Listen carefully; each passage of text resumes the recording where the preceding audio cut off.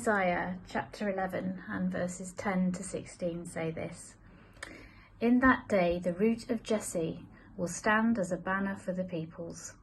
The nations will rally to him, and his resting place will be glorious. In that day the Lord will reach out his hand a second time to reclaim the surviving remnant of his people from Assyria, from Lower Egypt, from Upper Egypt, from Cush, from Elam, from Babylonia, from Hamath, and from the islands of the Mediterranean. He will raise a banner for the nations and gather the exiles of Israel. He will assemble the scattered people of Judah from the four quarters of the earth. Ephraim's jealousy will vanish, and Judah's enemies will be destroyed. Ephraim will not be jealous of Judah, nor Judah hostile to Ephraim. They will swoop down on the slopes of Philistia to the west. Together they will plunder the people to the east. They will subdue Edom and Moab, and the Ammonites will be subject to them. The Lord will dry up the gulf of the Egyptian sea. With a scorching wind he will sweep his hand over the Euphrates River. He will break it up into 7 streams so that anyone can cross over in sandals. There will be a highway for the remnant of his people that is left from Assyria, as there was for Israel when they came up from Egypt. Well, 2020 has been a year where people have gathered under banners. Whether it has been demonstrating for Black Lives Matter, or against COVID-19 restrictions, or as I was at the beginning of the year, asking the government to reunite child refugees with their family in this country. Banners can be divisive and threatening, or they can be joyful and uniting.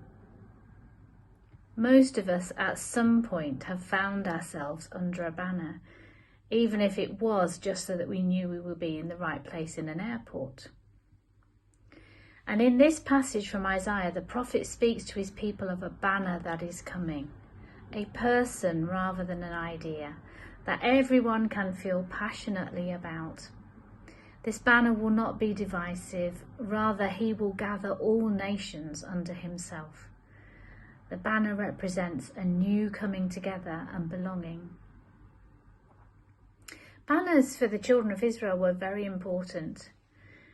You have your family or tribal banner, and this was extremely important if you were on the move, as the children of Israel often were, or going into battle. Banners drew you towards your tribe, your clan, and reminded you that you were safe amongst your own. I guess that is what banners often do today. They mark out our tribes and people where we feel we belong. Well, God tells his people through Isaiah that this banner will be different. This banner will lead people to a new place, but rather than into war, God will go before them with this banner and make a way for them to be safe and victorious. The root of Jesse that he describes at the beginning of this passage is, of course, yet another name for Jesus, and he is indeed a new banner for all of us to stand behind. He gathers all under his banner and makes everyone belong. And this banner speaks of peace and makes a new way forward that all can walk on, even in sandals. In a tumultuous year when so many have stood under banners in hate and fear and out of a lack of belonging, we need this new banner that Jesus brings more than ever.